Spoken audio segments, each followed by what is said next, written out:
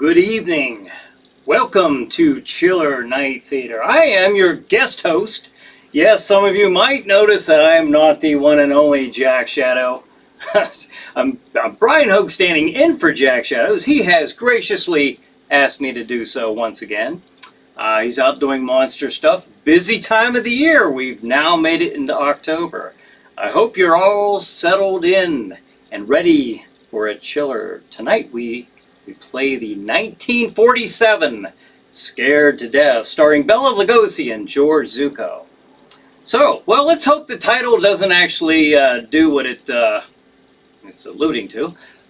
Hope you get scared, but not that scared. Are you all set? Are you ready? All right, then here we go.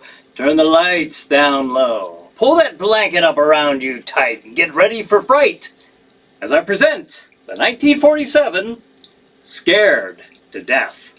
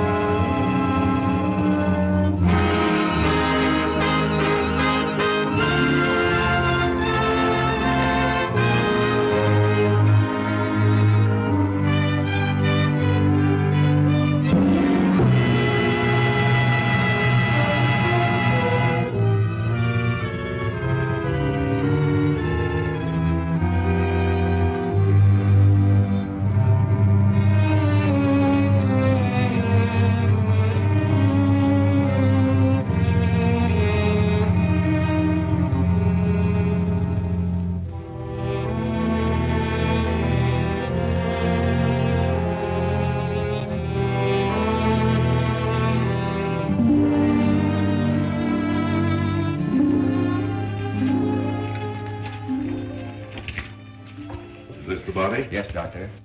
And the police are particularly anxious that the cause of death be determined at the earliest possible moment. It's a pity. She was a very beautiful woman. One hates to perform an autopsy on a beautiful woman. But you've no other choice, Doctor. Most unusual. There are no marks of violence on the body. What do they suspect? Poison? Have they any idea? My understanding is, Doctor, that the authorities are entirely at sea as to how she was killed. They know why, but, and they also have the fellow who killed her. But... Yes, that doesn't matter. That's none of our business. Our business is to find out what killed her.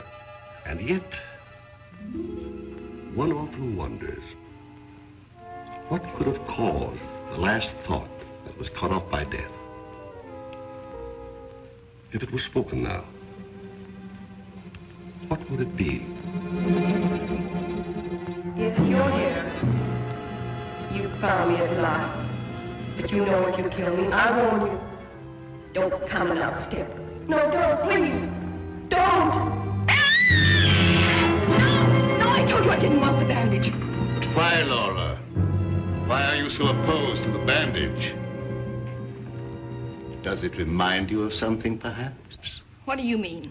Oh, nothing, Laura, nothing. Now, won't you lie down again and let me complete the examination? You're a sick girl, you know, in a highly nervous condition. I want to know what you meant by saying the bandage reminded me of something. If you don't know, how should I? You don't fool me for a minute, Doctor. I know how you feel about me. Do you, Laura? Then I wish you'd tell me, for I don't know. I don't know how I feel about you at all. You're clever, Doctor. But I'm wise to you and that fool of a son of yours. How long have you been married to Ward now? Too long. And why don't you give him his divorce? He's asked you often enough. I'll give him a divorce when I'm good and ready. I see. I'm not afraid of anything he can do, or you, or anyone else.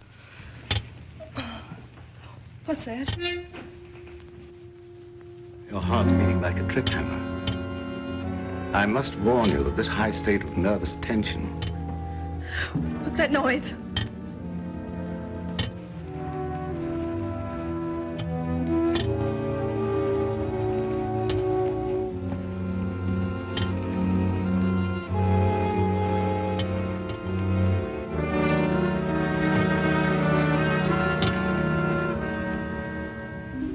It's only a branch tapping against the window.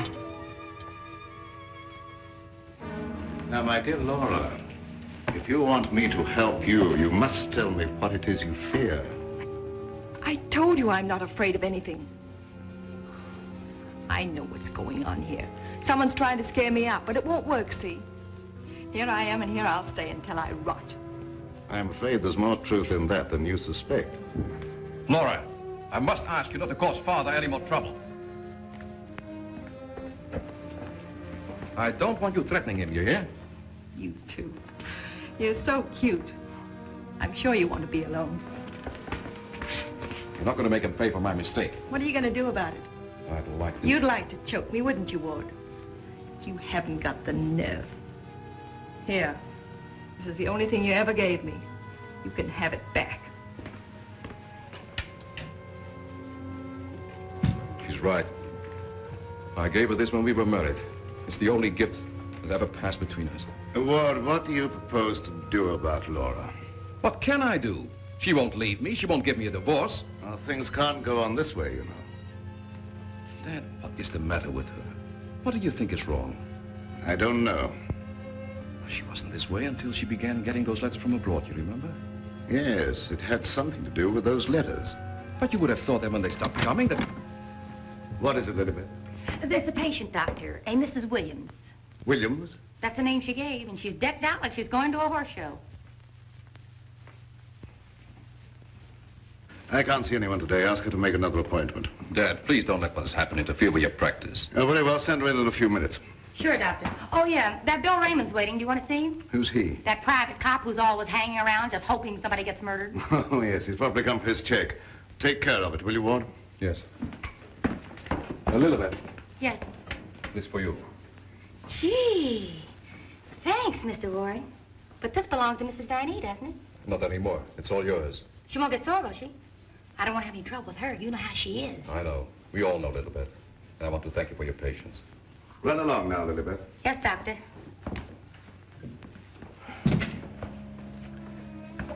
You made a fatal mistake, my boy, in marrying Laura. Yes, I know. But you don't suppose I'm going to stand for it forever, do you? No, I don't. And I don't think it will be necessary. Do you have a plan? I think it'll be better if you leave everything to me. From the day a mysterious caller came to see Dr. Van E. Oh, yes, I remember now, Mrs. Williams. I spoke to you this morning on the telephone. I'm sorry, but I can't tell you any more now than I told you then. Oh, naturally, Doctor. I did not mean to imply that there were any abnormal goings-on here. I assure you that is not, Mrs. Williams, nor will there be. Nevertheless, Doctor, the way you were described to me and the way your place was described to me, I am certain that I am in the right place. May I ask from whom you obtained these descriptions? From a friend, Doctor, a mutual friend. Lilybeth, the woman I love. Can't we be friends? Stop tracking your big flat feet after me wherever I go. I've got things to do. Oh, gee, it's wonderful just to see you around, busying yourself, the little housewife. I never knew the cop who didn't love to stand around and watch other people work. Mrs. Williams, it's obvious from your conversation that you've come into possession of certain facts concerning my past. I know of only one person who could have given you that information, and it was my belief, yes, even my hope. That person was dead. But let me say that even if that person were alive, I should not submit to blackmail from you or from anyone else. You show great courage, Doctor, for one in your unusual position. There has been no question of blackmail. I came here seeking your cooperation, which you have refused to give. So, let us call the matter closed. Thank you. Au revoir, Doctor.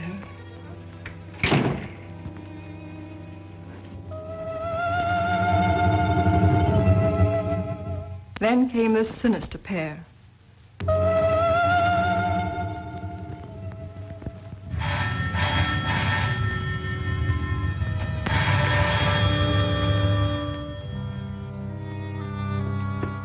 My little guardian of the doorbell. If you had waited another second, Inigo and I should have kicked the door in. Yes, sir. Sir, there is an air of inquiry about you that immediately offends my deepest nature. There is something suggesting Scotland Yard, the French Sûreté, the Italian Carabinieri, the Turkish Police, and other minions of the law. In short, sir, I think you're a cop. Yeah, how'd you know? I believe I'm in the home of Dr. Joseph Van E. Yes, sir. I mean, sirs. Oh, do not be polite to Inigo. He's only offended by it. Run along, Inigo. Make yourself at home. We got a nice tree in the yard, but it ain't got no coconuts.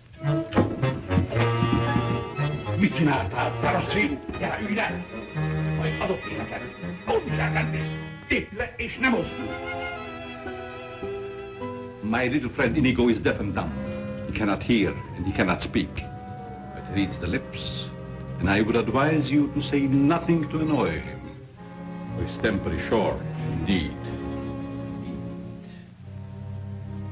This, I presume, is Dr. Van E.'s private office. Yes, sir. But I really should announce you. My dear girl, if I allowed myself to be announced, I doubt I would be received anywhere. I'm sorry, really I am, but the doctor won't see anybody without an appointment. Appointment? I have had an appointment with him these 20 years. He will see me. Doctor, somebody's coming! My dear doctor, truthfully can it be said that your house is your castle, protected by your countless slaves? So it is you, Leonard. I was warned you might appear like one of your own illusions out of nowhere. My dear Joseph, you have not changed a bit. Have you met my friend, Mr. Raymond? Raymond? Oh, Raymond.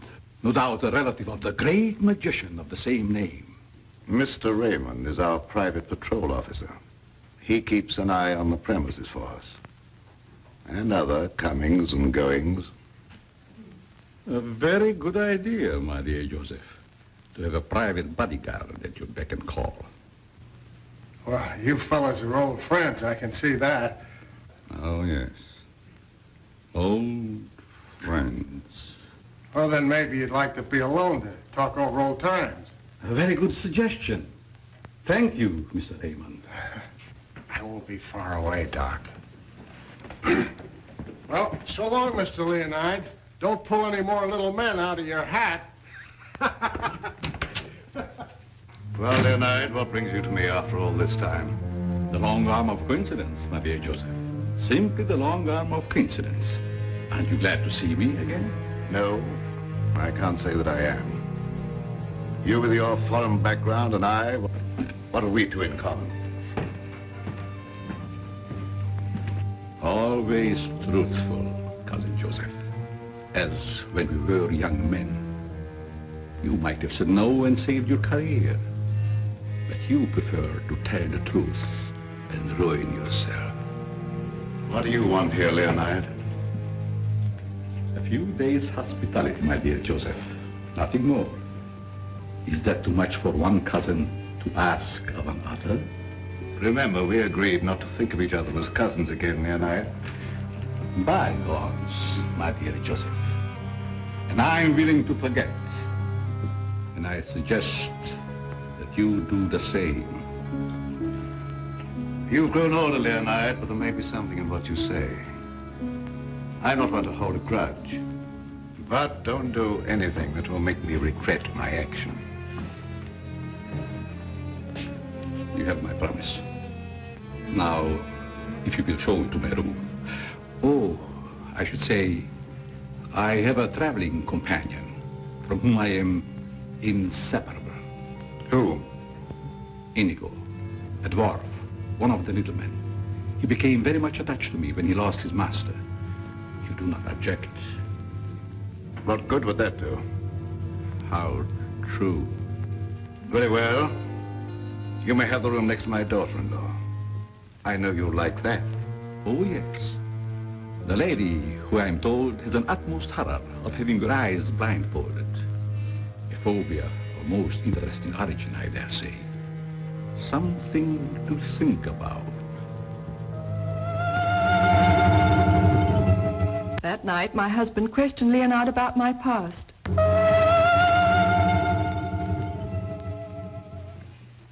Cousin Leo. Oh, my dear Ward. How flattering that you remember me. Well, how could I ever forget you? What are you doing here? A chance visit, my boy. I wanted to see the old homestead again. You've seen Father? Yes, and he received me with open arms, in a manner of speaking. Well, I don't mind telling you, you came at a very bad time. We're having some trouble. My boy, Trouble and I are like this. I presume you refer to the charming lady in the room next to mine, your wife, I believe. Yes, Laura. I haven't met her, but I'm looking forward to the pleasure. I'd like to talk to you for a moment. All right. Perhaps you can help us. By doing what, my boy? You've been everywhere. You were caught in Europe during the war.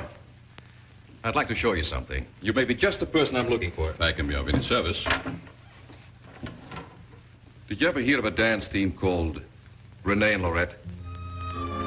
I don't think so, my boy. And then again... There must have been such a team. Look. Renee and Lorette. The dance of the green mask in the green room in Paris. The green room. Yes? Oh, the face of the man does seem slightly familiar. May I ask where you got this photograph? The maid, Lilibet, found it in Laura's room and turned it over to me. Oh, well, my boy, I'm afraid I can't help you. I played the green room on several occasions, but never with these people. In fact, I don't seem to remember them at all. And I appeared in many clubs during the occupation. I'm sure the girl behind the green mask in this picture is Laura. How can you be sure? Who can ever be sure what's behind a mask? If the people in this photograph could suddenly come to life. I'd like to know who the man is. It can be anyone, my friend. Anyone. In this makeup, it might be even I. I wish you wouldn't joke about it. This is very serious. Of course. But let us say you found out who the man in the photograph is. What then? I have an idea that if the man in this picture were to show up, I'd find out I wasn't married to Laura at all. Think over what I've asked you. It'll be to your advantage. Certainly, my boy. I will give it every consideration. And perhaps something will occur. Who knows? Don't you want to leave the photograph with me for my further study? It might be the very incentive that my memory needs. No thanks. I'll keep it. As you wish.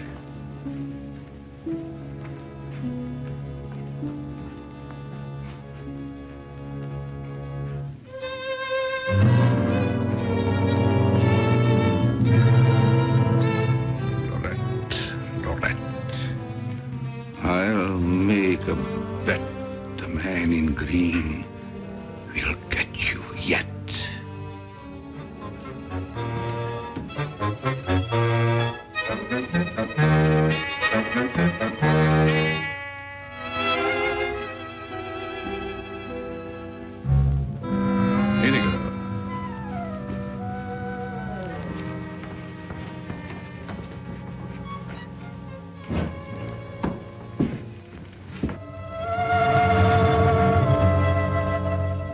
A gruesome surprise was in store for me the following morning.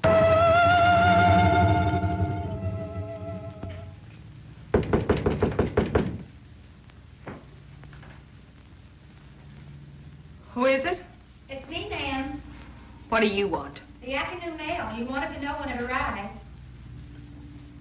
Was there anything for me? Yes, ma'am. Put it under the door. I can't. It's a package.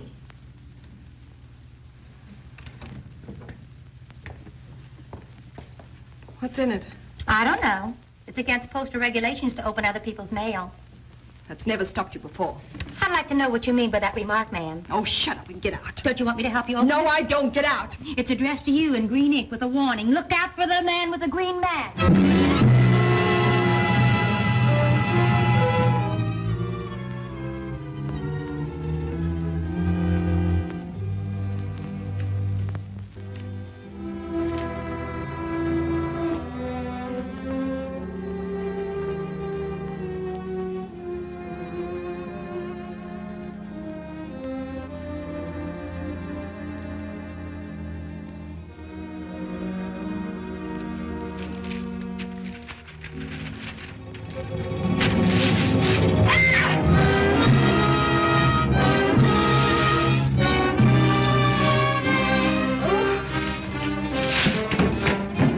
Ma'am, who done it? Which way did he go? Get out! Get out! I just heard you yell. I was hoping it was a murder at least. Get out, I tell you, you have no business here. Well, but you don't understand. I'm supposed to be here. That's what I'm being paid for. Paid? Yeah. You see, I'm Bill Raymond, private cop in this neck of the woods. I was hoping we'd have a little murder or something happen around here so as I could solve it and get my old job back at Central Homicide. Nothing personal, of course. Who told you to say these things to me? Well, nobody said nothing to me. I was just waiting around outside to see Dr. Van E, and I heard you yell. So you're a friend of that crazy doctor and his son. Crazy? I wouldn't exactly say that, ma'am. The doc's a pretty good egg.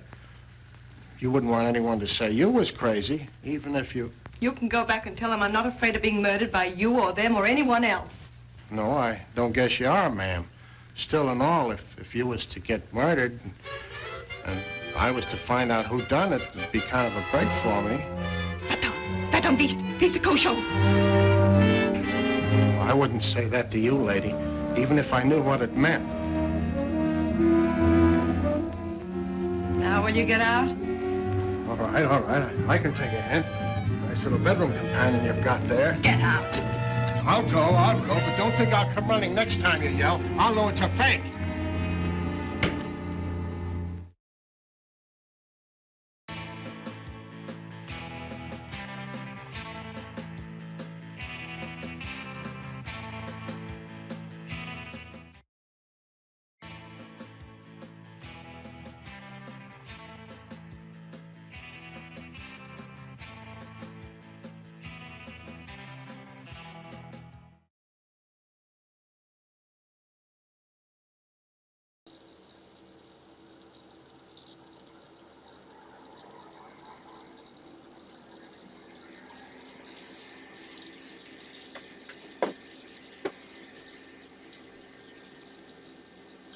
Okay, we are back. I hope you're all still with us and none of you were scared to death.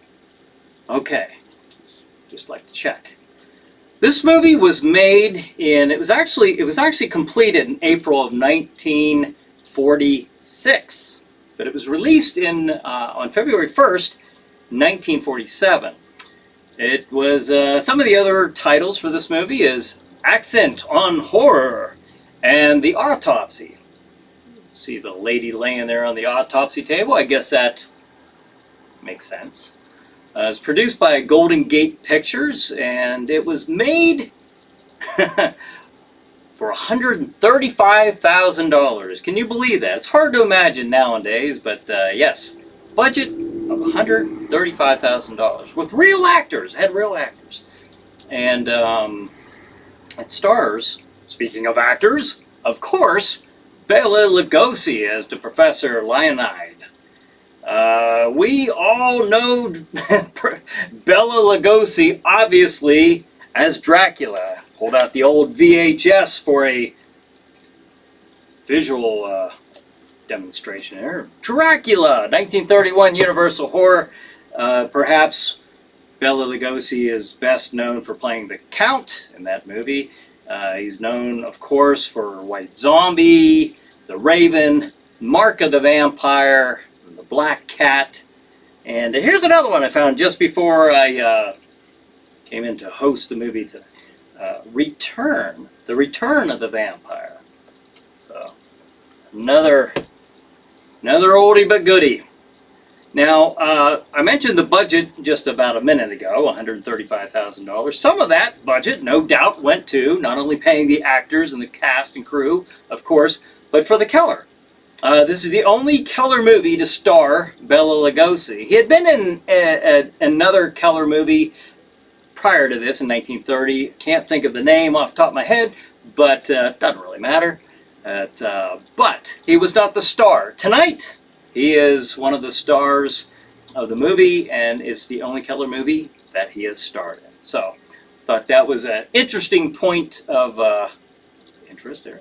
Now, this movie, the story was based on a one-act play of an actual murder case that was in 1933. So, information I thought you'd like to know.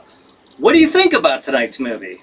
Pretty cool, isn't it? I saw one of the comments was about the filmed in natural color. That was something that was actually put on the poster, you know, filmed in natural color. What that actually meant was it was filmed in something called Cinecolor, and it was a cheap way of doing the color back then. I think it's a good look. They used to do it in westerns and stuff back in the 40s around this time era. But they used it on the production of tonight's movie, and I think with stellar results. All right, Chiller Maniacs, let's see what you guys are talking about here. John says, I may be right, but the actor who Bella's little assistant Indigo would later star as the original Dr. Lovelace from the Wild Wild West TV series. Is that right? I don't know. I do know that he's been in other movies. Of course, tonight's not his only acting performance. He was, if you're familiar with the movie Freaks, he was in that movie as well. So, you know, those chiller movie watchers out there would be familiar with that movie, at least by title. Paulette says, yes, I agree. I was into the beginning, you know, Taps.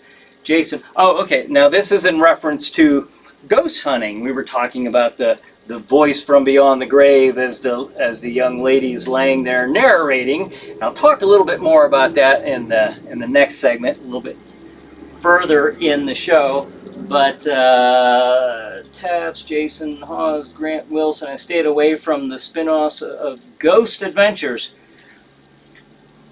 All right. Well, interesting. I used to periodically check out those shows. They've been going on for a long time now, almost 20 years, maybe 20 years. I don't know. I haven't seen anything substantially different in any of them, but you never know.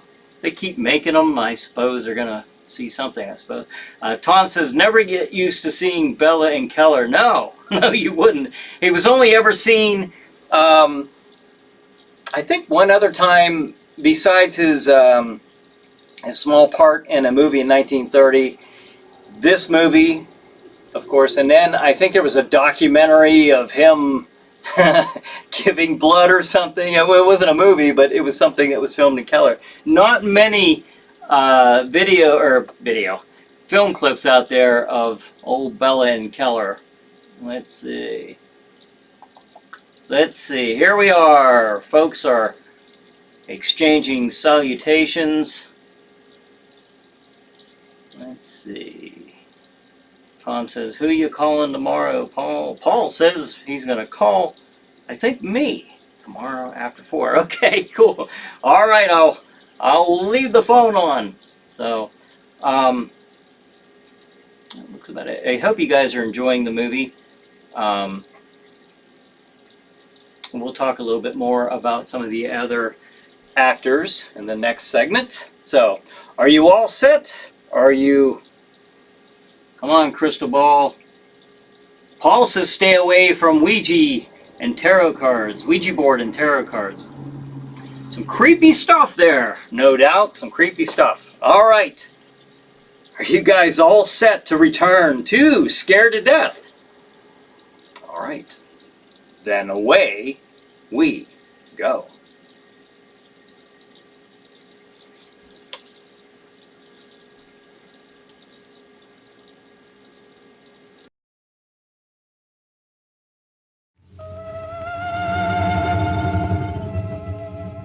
I became afraid and my mind started to crack.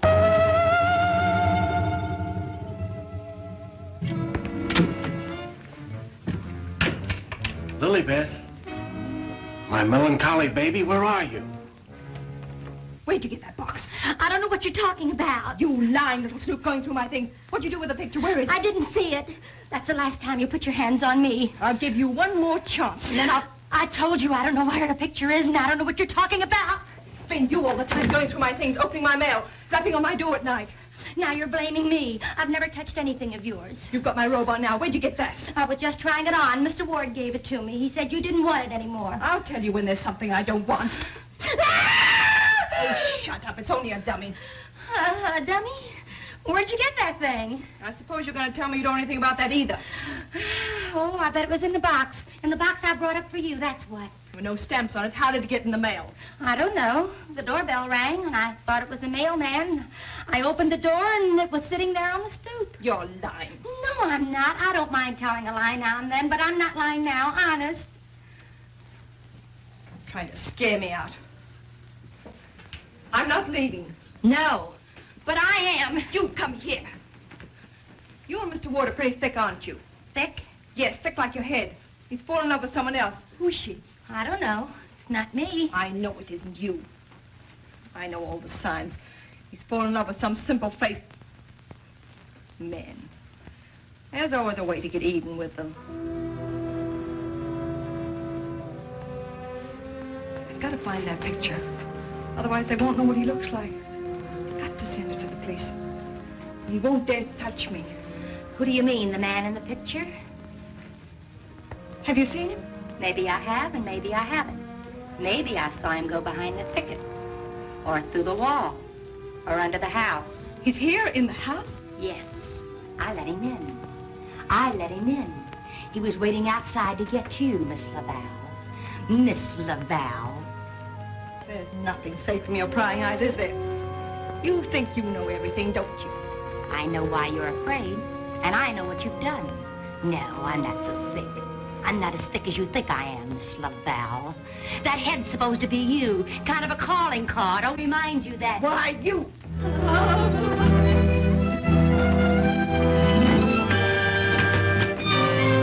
Excuse me, lady.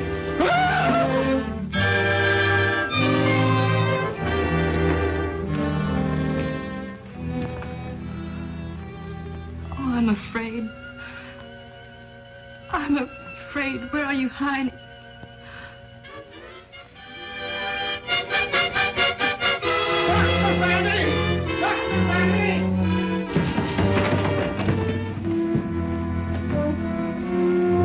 Dr. Vanny! Dr. Vanny! Doc! Fun is fun. But after all, there ain't nothing in my contract that says I gotta... Well, now I ask you, is that anything to be playing football with? Where did you get that, Raymond? Miss Vanny chucked it at me like I was a pass receiver for a football team. And I'm all out of practice. Let me see it. This comes from a group of anatomical specimens that was locked in a room in the cellar. How did you happen to get it? That's what I'm trying to tell you. There I was, outside her door, strictly minding my own business, understand? Listening at the keyhole. I don't think that belongs in the realm of your duties, Raymond. But, Doc, there were screams inside. You gotta admit it's within the longitude of my profession to make with an investigatory reaction thereto. What am I saying? I don't understand how his head got from its locked room in the cellar. Well, the way I heard it, it was sent to Mrs. Vanny. That was rather a gruesome practical joke. Why, your anatomical locker hasn't been open for ages. I think you once told me you'd lost the only key to it. I know. There is no key to my knowledge. Why, that thing didn't walk out of the room by itself. Hardly. Doc, I'm worried. What about, Raymond? Well, now, take this head business. The whole thing don't seem hardly serious to me. I think that if it's all the same to you, I better be checking along to other duties. You're not afraid, are you, Raymond? Who, me? Scared? It's just that I don't think that there's going to be any murder here done after all.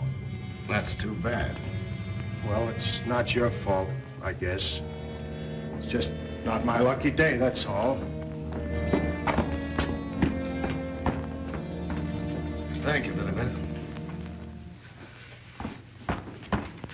Oh, Miss Lilybeth, have you a little more coffee in the kitchen? What happened to the 3 gallons I already gave you today? Lilybeth, what you need is a good, strong, steady man. Who is always hanging around, tracking up my floors and things. What's that on your shoe? Looks like cobwebs from out of the cellar. What were you doing in the basement? It could have been the attic. Bill Raymond, you're holding out on me. What are you up to? Up to? Yes. Who asked you to go poking around in the cellar? It was in performance of my duty. What duty? What did you find? Absolutely nothing. That's what makes me so disgusted. Too bad about you. You know, Lilybeth, I think somebody around here is just kidding. They don't mean business at all. Why don't you just wait around and see? Say, if you got any inside dope, I wish you'd tip me off. If I'm ever going to get back to Central and prove I'm a good detective, I gotta have some clues.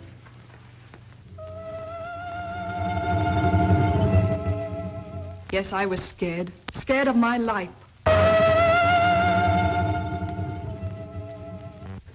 I expected big things of that ghoulish-looking guy, but he ain't delivered neither. I should say, in a way, you were entitled to expect big things from him. Leo was once confined in this house when it was an institution for the insane. Nerves, you know. Do tell. Well, then, he must know his way around the place, huh? I understand while he was here, he engineered an immense number of secret passages through which the guards could keep an eye on the inmates at night. Finally, he took one of these passages into the outside world, and we heard later he'd been seen in Europe. Ah, Europe. That's where history's being made today. Gee, I'd love to travel and... Well, perhaps you'll have an opportunity someday. Not if something don't happen around here pretty soon to make me famous. That Lilybeth. I've been trying to get a cup of coffee off of her all day. She don't care what happens to my metabolism. Metabolism. That's a good word. I wonder what it means.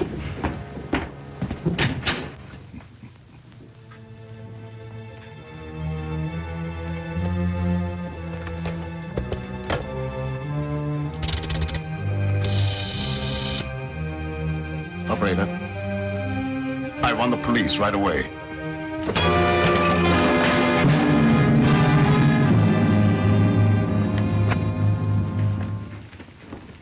Stop crowding me. But, hon, don't you want me around to protect you? That indigo guy might... Yes, but who's going to protect me from you? Lilybeth. My wild Irish rose. I just live for the day when I can take you out of all this.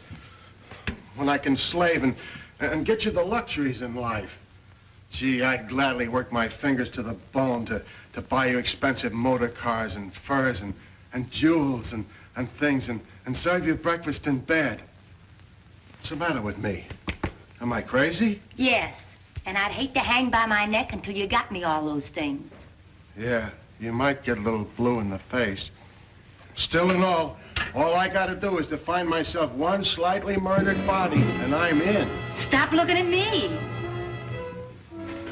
Oh, Lilybeth, sometimes I think I'm not getting anywheres with you. What do you think? I think you've got a good idea there. All right, all right.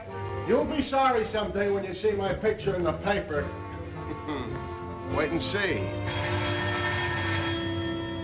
Hey, Lilybeth, why don't you answer the doorbell? Maybe that indigo guy wants in.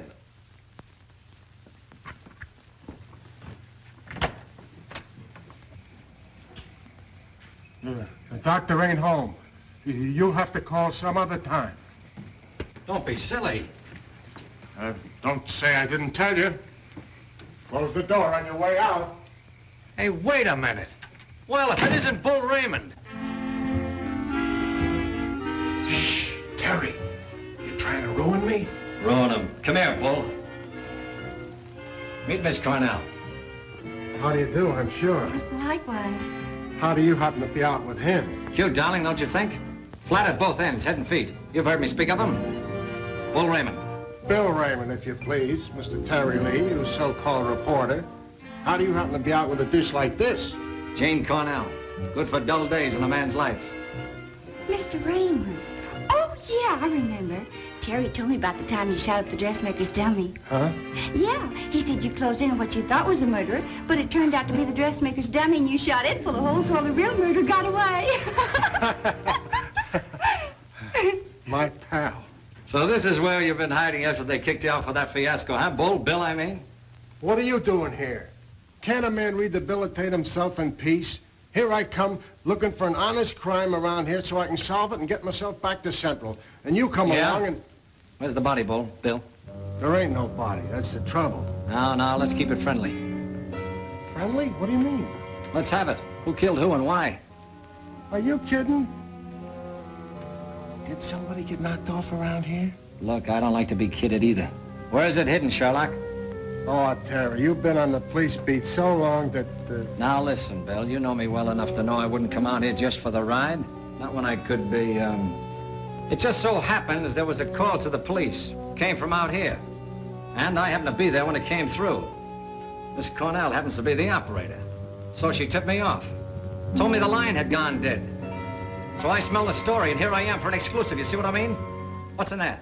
Well, that's the doctor's consulting room, but there ain't nobody in there. I've been standing here for quite a spell. Open it up. Let's take a look. That's funny. The lights in here ain't almost never out. In you go. Never do that. I could get killed that way. Is that bad? Oh, so nothing's happened around here, huh? It's busted.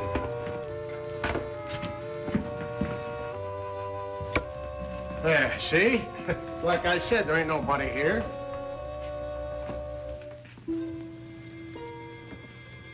Hey, cut it out, will you? You're making me dizzy.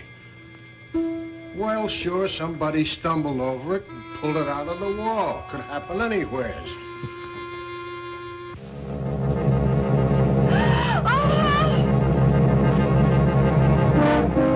Wants to shake hands with you, Bill. Step right up. Not me. You seen it first.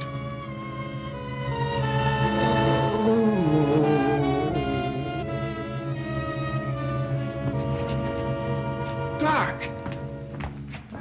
Raymond, did you try and kill me? Oh, why, Doc, why should I do that? You ain't paid me for last month yet. How long you been here? Now, let me see. I was going to make a telephone call when... Somebody conked your hand, Doctor? Then ripped the telephone wire out? Yes, I imagine that is about what happened. Who are these people? Well, they're all right, Doc. This is Terry Lee and Miss Cornell from the Times. We don't want any reporters here. Nothing's happened. Look, Doctor, nobody ever wants reporters, but then something happens and there they are. But nothing has happened. I fell and hurt my head. Oh, I see. Then you got up again, put yourself on the table, and got all nice and pretty in that shroud there. You won't get any story here. And now, if you'll excuse me, I have some work to do. Doctor, do you mind if we stick around for a while? Seeing that nothing's happened, well, why not? Very well, you may stay for a while, but I warn you, if you make yourselves objectionable in any way, I'll have Raymond throw you out. Well, come on. You heard what the doctor said. He's busy. Get out of the office.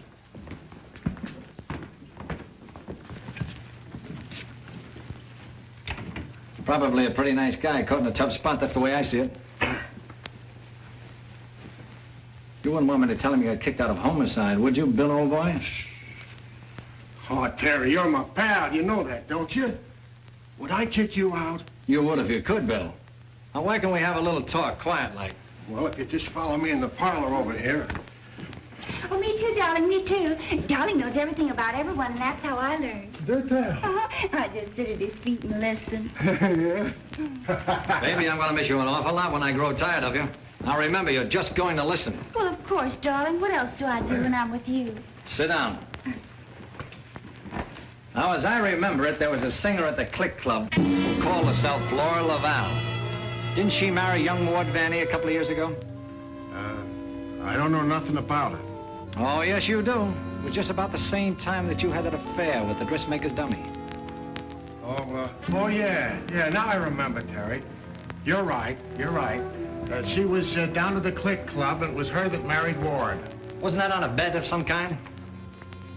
Well, there was a party going on, and Somebody dared Ward to ask the singer to marry him, and he thought at the time it was a good gag, and he went along with it. That's right. He got pretty high and then popped the question at her. How romantic. I just love that. Hush, dear. Listen. Oh. Well, that's how it happened anyway. Ward woke up the next morning and found himself married solid. He'd asked her, and she'd snapped him up. Oh, and they lived snappily ever after. I don't care. I think it was sweet. Darling, couldn't I get you high sometime and... Sweetheart, have you ever heard the old saying about little girls? What's that? Little girls should be seen and not heard. Now go on, powder your nose. All right. I think I'll be shoving along, too. Now, wait a minute. We're just getting started. We were talking about a singer who called herself Laura Laval. Pushed away into this house for good reasons of her own. Gentlemen, I beg your pardon. I must tell you frankly, I have been eavesdropping. Professor Leonard, this is a reunion. My boy, you must forgive me. You seem to remember me, but I do not recollect you. When was it? What was it? Oh, Professor, it was a long time ago, and I was a kid up in the balcony in Albany. Yes? When you brought down the house with great feats of legerdemain. Oh. You remember, Professor? That was the night that the box office receipts disappeared, just like magic. A part of the act, my boy. Just a part of the act. It's a pleasure to meet one of my youthful admirers. Terry Lee of the Central City Times. Oh, the press? Well, it's nice to have known you. Wait a minute, Professor. What's your hurry? Are you afraid I might bring up the subject of those certain unfortunate recent connections of yours? Shut in the dark, my boy, I'm sure. And I will ignore it. Of course. And this young lady, no doubt a companion of yours. Jane Cornell, my fiancée. Delighted. Likewise, I'm sure. Delightful. And I would suggest to take very good care of her. Mr. Lee. Oh, I haven't had a chance to talk to him yet, Mrs. Van Eve. Never mind, I'll tell him myself. Darling, I met her upstairs and I told her all about you and that you know everything about everyone. Thank you very much, dear. Welcome to your living room, Mrs. Van Eve. Thank you, but it isn't my living room. I understand you're not unaware of my position in this house. Well, maybe you can tell us about it. I'm being kept a prisoner here against my will. I'm alone and friendless. I'm sorry. Why haven't you called the police? They've done nothing but to call for the police. They have kept me penniless so that I can't leave. I understand. They're trying to destroy my mind, Mr. Lee. By innuendo and indirection, they're trying to make me believe I've done something dreadful in the past. That I'm to be the victim of some horrible vengeance. You know best about that. I'm innocent, Mr. Lee. I've done nothing. Now, this doctor's brought some stranger here with these tricks and illusions to further make me believe... You mean the professor and his little, Yes. You must help me, Mr. Lee. Laura, it's so good to see you downstairs again after all these days being locked in your room. You know perfectly well why I've remained locked in my room. Ward, this is Mr. Lee of the Times, the gentleman I told you about upstairs. Oh, yes. Look here, Mr. Lee. We don't want any more of that front-page splash stuff, such as I got when I married Laura. Your wife's been telling us that she's being kept here under constant threat. She's out of her mind. See what I mean, Mr. Lee? They don't overlook a single chance to put it in my head that I'm crazy. Perhaps I can explain, Mr. Lee. We don't believe there's anything wrong with Laura now. But we are sure something will happen to her mind if she continues to live under this strain. It's just as I told you. They're behind it. Can't I make that clear to you? They spend all their time trying to terrify me. They write me letters in green ink. They send me dummy heads wrapped in green paper. Anything to frighten me so I can't sleep. I can't think. The only thought in my head is that I'm going to be killed. These are very serious charges, gentlemen.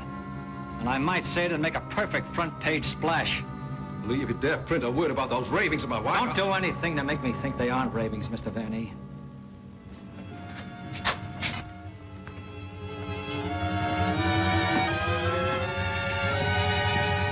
He said to put the blindfold on, and you will know the truth. No!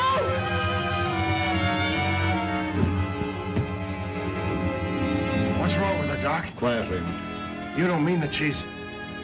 Dead, Raymond.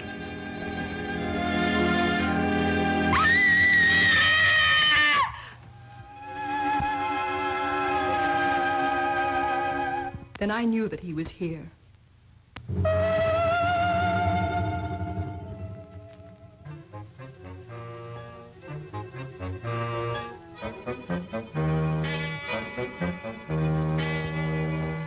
She's coming out of it, but she's in an advanced state of shock. May be necessary to administer a sedative. That's intended to shut her up. I'd like to hear her do some more talking, Doctor. If her mind is allowed to dwell upon what's happened, that may be the breaking point. Well, you've got all the answers. Look here, Lee, I don't like your tone. If you have any insinuations to make them to me. Okay, I will. Suppose you and I talk this over downstairs. I don't recognize your right to question me. However, if it'll make you leave Father alone...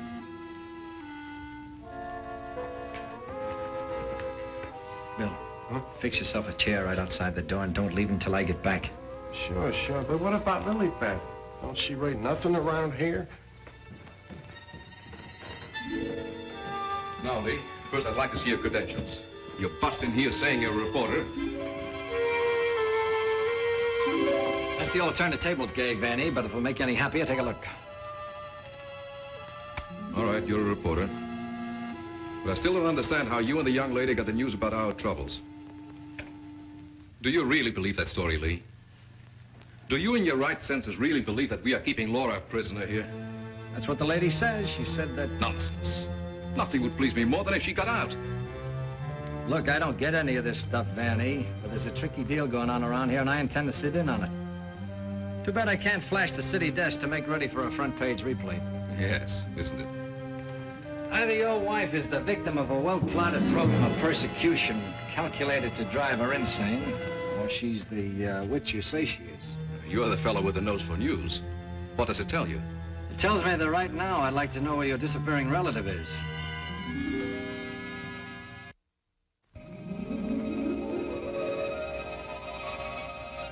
Get back, you fool.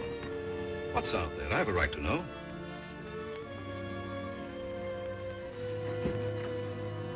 Don't see anything. What was it?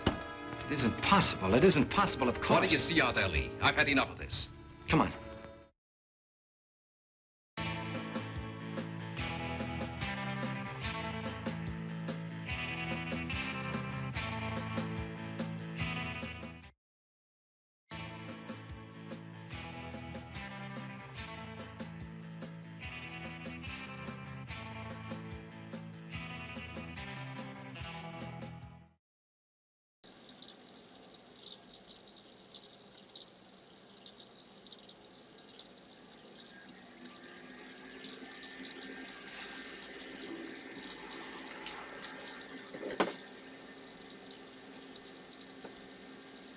And we are back. And unlike our unfortunate female victim, we are live. So that's right, Terror Tuesday. This will be shown again, obviously, later on a Saturday night on Stream TV. But this works like a watch party and kind of like our Saturday night pre-show in that I'm live, I'm communicating with you fine, frightening folks through use the magical crystal ball that Aura the Witch has graciously loaned to me. So if you have any questions, comments, or concerns, feel free to chat away, and I will see them here in just but a mere minute. I talked about Bela Lugosi the last break. Now this time I'm going to talk about a couple other actors. First being our other leading man, George Zucco. He plays the Dr. Joseph Van E. If you watch chiller, late night, old school chiller movies, you've seen George Zucco. He's been in tons of stuff. He's been in House of Frankenstein. I pulled out the VHSs from earlier. Well, I got a few more. House of Frankenstein. He's in The Mad Monster, The Mad Ghoul. A lot of people mad. He was in The Black Raven and The Mummy's Hand. Remember The Mummy's Hand? Played like the high priest character from The Mummy, who resurrects the mummy. Good movie. If you've never checked this out, I recommend it. Tom Tyler plays a mummy, kind of a large fellow, blackened out the eyes in post-production. Pretty creepy look for the mummy. Just thought I'd mention that.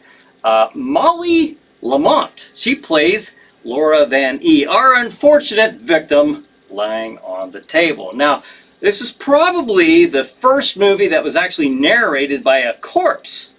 And it's been done since in movies like Sunset Boulevard, Shallow Grave, and American Beauty. But for tonight, as far as I'm aware, and if anyone knows any different, let me know in the crystal ball. But I believe this was actually the first one that actually tried that. And why? Why did they do that, you say? Looks a little choppy, looks a little awkward editing-wise. Well, probably a good reason for that. When they edited the film, they realized that nobody could even guess the plot. It was a little, well, quite honestly, it was just a little confusing. People didn't really know what was going on in the movie. So they figured, haha, we will just add a narrator. How are we going to do this? Well, you've been seeing how they've been doing that. So they added some narration just to help viewers like myself and perhaps some of you figure out what the heck's going on tonight. So with that being said, let's see. Let's check out the crystal ball here and see what's going on. Let's see. Paul says electroshock treatment would help. A little harsh, but maybe. Let's see. Renee says, that's scary, cannibal corpse. Sounds scary.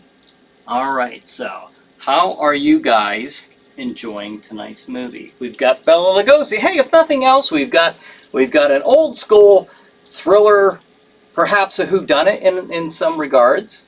And we've got Bela Lugosi. It's October. I'm hearing the werewolves outside of Castle Shadow. I'm hearing the witches fly by on their brooms. I'm hearing the moaning of the zombies. What could be better than an October in Castle Shadow, other than guest hosting, Chiller Night Theater. Renee's got a little icon of the crystal ball. All right. Awesome crystal ball, Renee says. Well, thank you. I'm sure Aura the Witch will be happy to hear that. She's got a lot of stuff like that laying around, so glad she could spare this once again. All right. And you've been noticing the empty chair behind me. Now, we will see Jack Shadow again this month, sometime throughout the month, because it is October. It is his time of the year to shine, and shine he will. As we get a little closer to Halloween, expect to see Jack Shadow back, as he will feature another classic, or maybe not so classic, Chiller feature. All right, as we get a little closer to the Halloween. John says, very good movie, and in Keller, not computer colorized. I know. I was thinking about that. How neat is that to see the movie was actually filmed in Keller, which was, like you say, and not colorized after the fact. So that's pretty cool. You can always tell those.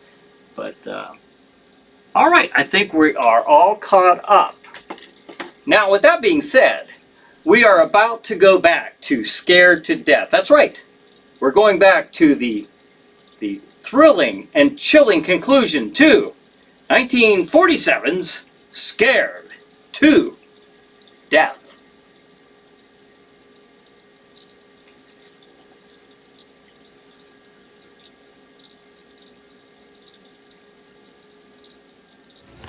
Are you nervous, Miss Cornell? Oh, no. I think it's very exciting. Well, Professor, I thought I just saw you outside baying at the moon. You disturbed her sleep. Child. Where have you been? How will you start acting normally for a change? You're bringing suspicion upon all of us. I, my boy? What have I done? Suppose you tell us. Has no one arranged to silence you yet, Mr. Lee? What a pity. I don't silence very easy, Professor, and it'd take a lot more than what you've done to her. Do you suggest that I had a hand in that poor girl's unfortunate demise? Why don't you behave yourself, Professor? Mr. Van E here has the right idea. You're just gumming up the works. I did my humble best. Who are you working for? What do you expect to get out of it? I'm discharging a debt, Mr. Lee. A debt contracted many years ago. Now, are you any wiser than you were a moment ago? No, but I'm beginning to get a general idea. By the way, how's that little girl of yours? I hope fervently that nothing happened to her. She would look so beautiful lying here. Look, Professor, I may not have been very smart in bringing Miss Cornell here, but if I thought you had any plan to do that... Why do you persist in making me the villain, Mr. Lee?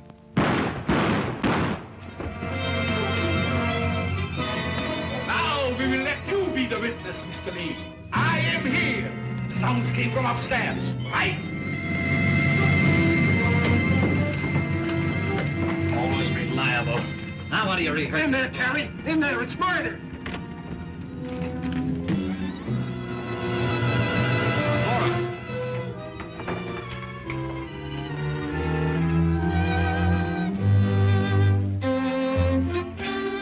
Jenny, wake up!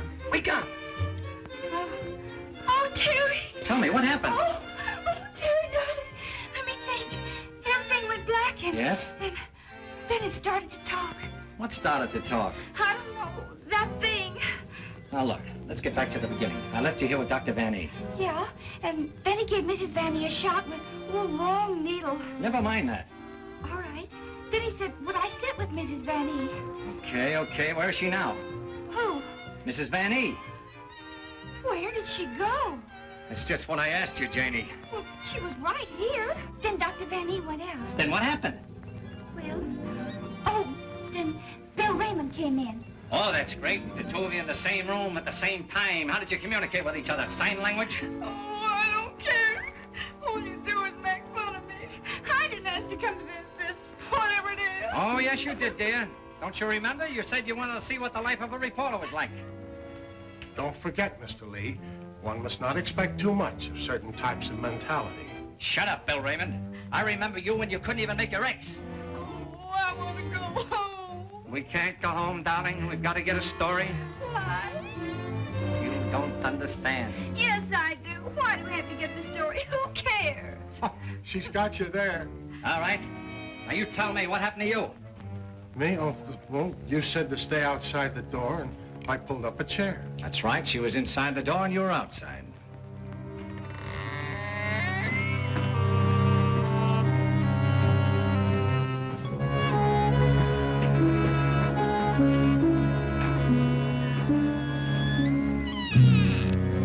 Then come that odor of heavenly perfume. That was an lily pad. It was sweet and penetrating, like an ancient drug. And I felt kind of sleepy-like. Oh, so sleepy.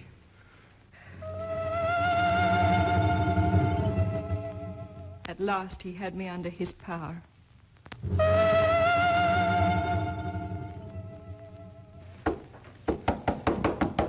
There must be a button or a gadget of some kind around here.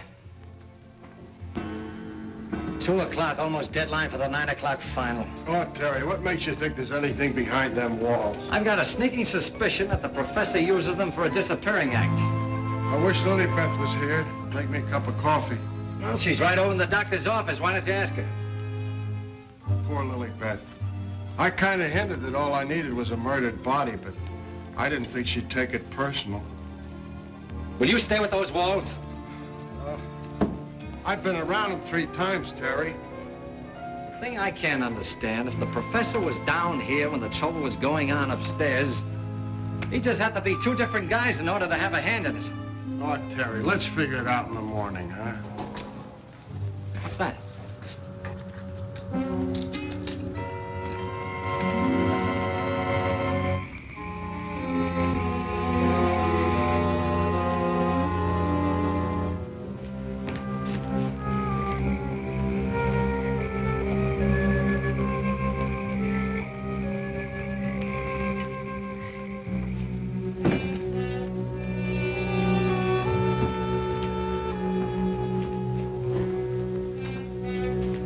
Wake up. Either something or somebody opened the front door. Oh, that's the shortest night's sleep I've had in a long time. All right. Now that you're good and rested, let's see if we can understand what happened upstairs. Well, You think it had something to do with that picture, maybe, that Lilybeth found in Mrs. Van Ee's room? What picture? Or the one with the couple with the two masks, you know, like we found, like that mask. Who has the picture now? Well, young Van E, I guess. That's the point. Where has Mr. Van E been since his wife's disappearance? Well, him and his old man are sleeping good. I guess they got some sense. Oh, no. I've already checked that, and they haven't slept in their beds tonight. Wake up! I refuse to answer on the grounds that my tend to incriminate or degrade me. My unconscious mind. Now, look, Bill, please stay awake for a while. Now, look, tell me, what happened when you smelled that sweet odor in the hall upstairs? No, it smelled lovely. Lovely, that's all I can remember. And Dr. Van E had already left Laura's room, is that right? Yeah, he'd gone out, and he said goodnight, and he had given her some sedative or something that he said would take care of her till morning, and then he went down the hall to his own room. And then you fell asleep? Yeah, no, I just kind of dozed off a little. Like this. Here's your coffee, sir. Terry, that's a dirty trick. Stay on the other side of that window. What for? Take a look. I'm looking. What do you see?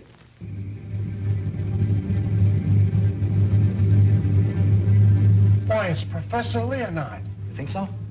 Come on, get outside. Who, me? Yes, you. I can't go out there with Jane in here. Well, why can't I stay inside and watch and you go outside? Oh, that's great. You'll watch the way you did upstairs. Now, do you want that guy to get away? Yes.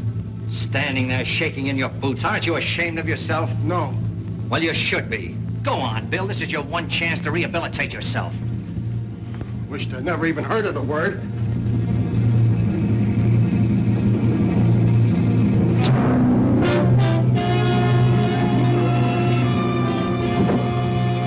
Have your gun ready. What good is a gun against what's going on around here? Lilybeth! Gee, this ain't natural. Who are you talking to? The woman I loved. Poor little angel. Try and speak to me. She can't hear you.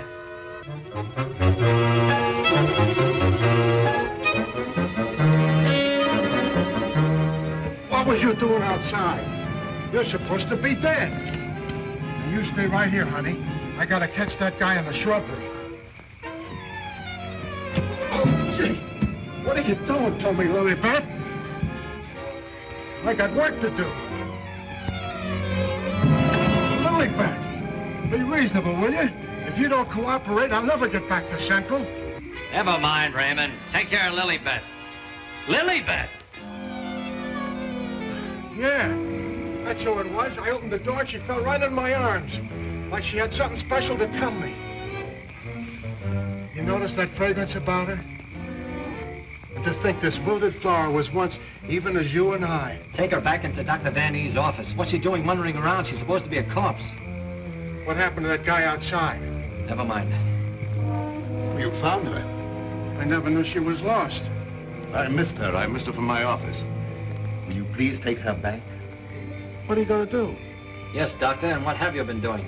We've turned this house upside down trying to find you. Hardly that, young man. If you'd done that, you would have found me. Now, Raymond, we can't allow this girl to remain in this condition any longer. But what can you do? She looks like a perfect stiff to me. Bring him into my office. Oh, Doctor, this may not be any news to you, but your daughter-in-law has disappeared. Oh, how dreadful. But let us say somewhat overdue, eh, Mr. Lee? You don't seem very surprised to hear about it. Young man, when you've been devoutly praying for something to happen, you accept your good fortune without question.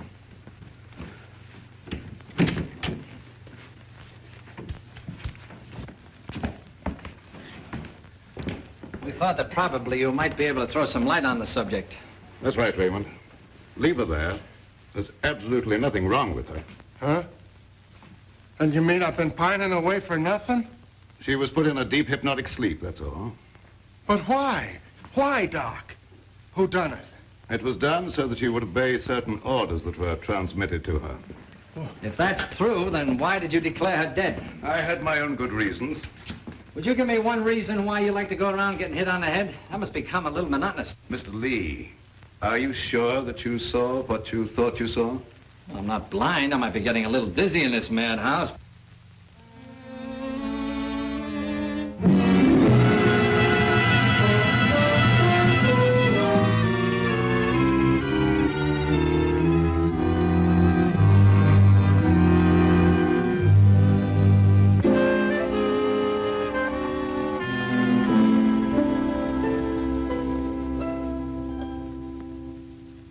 You know, Doctor, morning isn't very far off. And when the police get here, you've got an awful lot of explaining to do. You're in this up to your neck. By morning, let us hope no explanations will be necessary.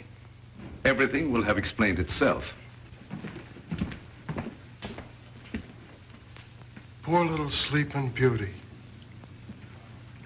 Do you suppose someone thought she looked weak-minded and picked her out to carry out his commands? That's not always the case, Raymond. If Leonide were here, we could settle this case very quickly. Gentlemen, it is my peculiar misfortune to always be in a position where I may eavesdrop. How can I be of service, Cousin Joseph? Oh, Professor. Ask me no questions, my friend, and I will tell you no lies. Leonide, you could undo certain mischief that has been done this girl. I know you can help if you will. I could, my dear Joseph. But I will not bring down the wrath of the unknown madman who is loose about these premises. It is a matter of self-preservation. I had nothing to do with hypnotizing this girl. I have an idea that she may have already carried out the unknown's orders and that he no longer needs her. Nevertheless, my dear Joseph, you must excuse me. Just a minute, Professor. I wonder what would happen, Professor, if in connection with your sudden reappearance here, somebody dug up the old story of why you swindled Dr. Van E. and then ran off and let him take the rap. I will not be blackmailed, Mr. Lee. And I observe again that you're a young man who knows too much for his own good. And I would also like to know where you obtained all this information. You're extremely young to have your fingertips on events of 20 years ago. I have a memory like an elephant. I never forget something once I hear it. I'm a sharpie, Professor. As every one of you will admit before morning. Now, Doctor, I'd like to bore you with a few questions. I wouldn't mind, young man, if you had the slightest idea of what you were looking for. Maybe if we start back to the time around midnight, when you administered what you call a sedative to your daughter-in-law. Are you inferring that I had anything to do with Laura's disappearance? Why do you keep evading the issue, Doctor? You know you'll have to confess when the police get here anyway. I would remind you, young man, that you're making a direct accusation, and I refuse to answer. Look, I want the facts and I want them now. Let's cut out the mulberry bush routine. Listen, Bill, you're supposed to be a cop and you want to get back to homicide. Help me make the doctor loosen up. He knows a lot more than he's telling. Well, sure, I'll help Terry, but first let's get Lilybeth out of this. Maybe she can tell us something. Yes, Mr. Lee, it seems to me that you're not too anxious to have Lilybeth restored to consciousness.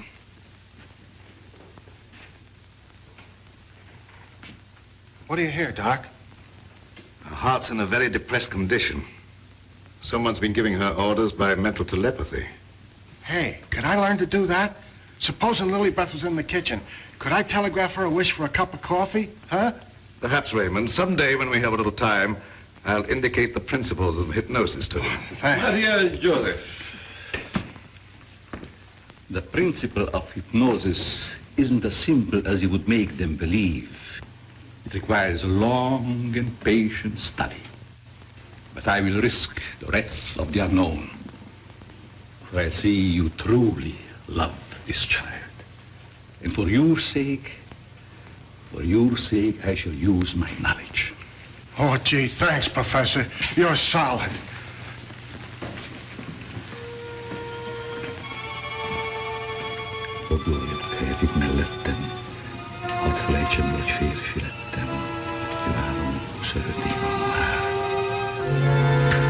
Wake up.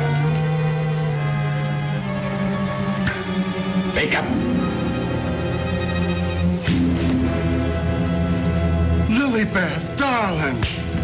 Keep your big hands to yourself. What are you slapping me for? Professor, put her back to sleep. It's better that way. What have you been doing to me? Me? What have I been doing? Yes, what have you been doing? You gotta learn me that hypnotism trick. It's my only chance. Tell me, Lilybeth, what happened? Well, I can't seem to remember it. It all seems like a dream. Did you see anyone? No. But I do remember a perfume, a sweet odor. Yes, go on. Terry, darling. Oh, Terry, darling. Yes, Jane. What is it? Is it Halloween? No, it isn't. Then why was that green face bobbing up at the window? What? Yeah, a green face just like the one I saw up in Miss Van E's room. You saw a green face in Mrs. Van E's room? Yes, darling, that's what she was shooting at. I mentioned it to you, but you're so scatterbrained. Yes, dear, I'm scatterbrained. Does your mind feel rested now and everything after your nap? Mm-hmm. That's a good girl. Now, come on, tell me, what happened? Oh, don't yell at me.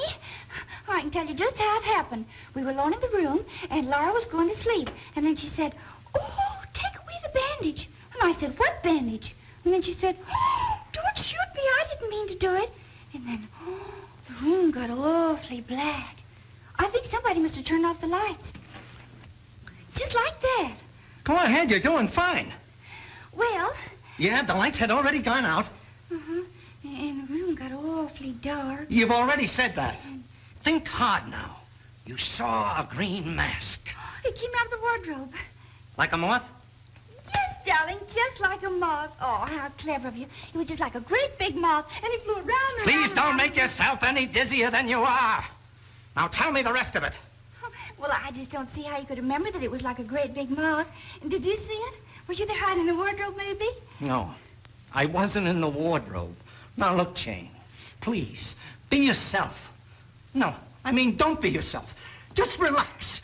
Relax. Mr. Lee, just a moment. Where were you? Were you upstairs? No, I was down here talking with your son. And by the way, where is he? Here I am, Mr. Lee. What can I do for you? Will you stop it? Yes, I was listening outside the door. You haven't answered my father's question yet. Oh, come on, take it easy, take it easy. Maybe you can tell us where you've been, Mr. Van E. Of course, you don't know anything about your wife's whereabouts. Oh, go on, tell him where she is. I want to go home. I'm hungry. Quiet, everybody, quiet! Laura! Don't. No, don't. Don't.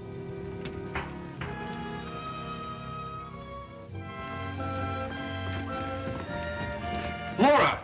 She's under a hypnotic spell. Ladies and gentlemen, it has been an exciting night, and you all are deserving of some explanation and relaxation for the strange goings-on. The guy who's doing the talking is behind the wall somewheres. Now you're getting smart, Sherlock. We introduce at this time the team of Lorette and Renee as they appeared at the height of their success in the green room of the Paris Creole. Sure, the mask, the picture. Mademoiselle Lorette. Now I know who he is. Mademoiselle Lorette will now put a bandage over her eyes, the better to see the inner truth. Very good, Renee. Very good. Just like the old time. Would any member of the audience like to ask Mademoiselle a question? Come, Mr. Lee. You have been so full of questions up to now. I'm thinking, brother. We cannot keep Mademoiselle too long in this delicate mental balance. She has been under a great strain lately. Then I will ask the questions myself. Yes, Rennie, I'm at your command. Are you afraid now? No, I'm quite safe. Will you tell the truth? Yes. They came to me and said your partner, he of the magic feats and rare impersonations, is a spy. But we can't prove it. We will give you 1,000,000 francs if you, Laurette, bring us that proof. Now we shall know. You gave them the proof they wanted? Yes. They took him away to be killed? Yes. What was he to you, this man you betrayed? This man you sold to the enemy for money? He was my husband. When they told you he was to be executed, you sent this man a gift for his last moment before the firing squad. What was it? It was a green scarf for his eyes. Like the one you're wearing now? Yes. Why did you send it? It was my scarf. I wanted him to know I had betrayed him because I hated him. He was good and kind. But I hated him for the power he had over me. I see. That is your only defense. You hated. You thought they shot him. You escaped to America. You thought you were safe. Then you found out he was alive and wanted revenge. Thank you, Mademoiselle Lorette. You may remove the bandage now. What do you see on the cloth, Mademoiselle? There's a hole in it. Yes. What else, Lorette? What else? There's blood on it. There's blood. I have come back. I am here. And I will have my revenge. No! No, don't touch me! Outside, under the window, you know where.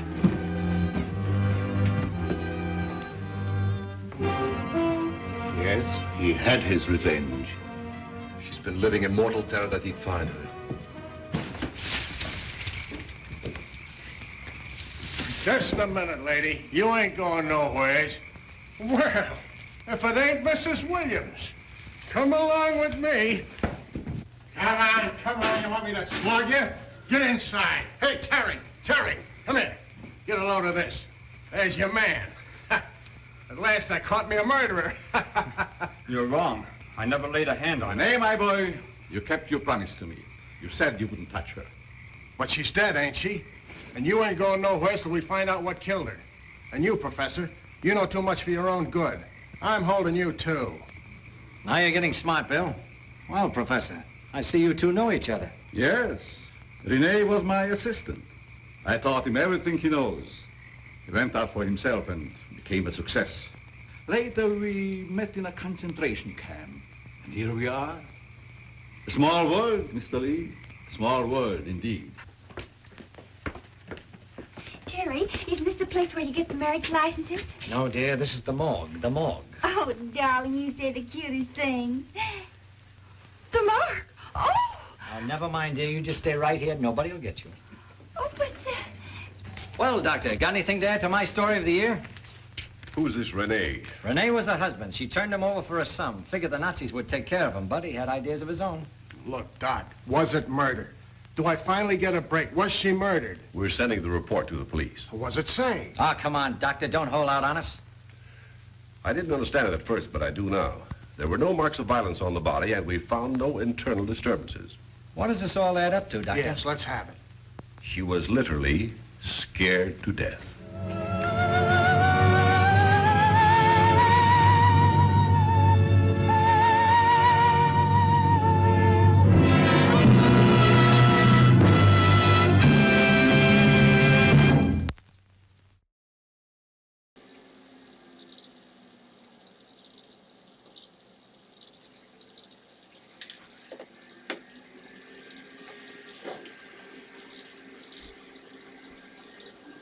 Scared to death. There it is. Like John says, the title drop. That's right, we finally got to it. Well, I hope you enjoyed the movie tonight. Join me next time as I feature another classic, or not so classic, chiller feature. But for now, it's late. You should go to bed, because as Jack Shadow says, if you're not asleep, you can't have nightmares. We don't want that. So sleep tight, think fright, don't let the zombies bite. Have a good night. Have a good chiller night. See you next time.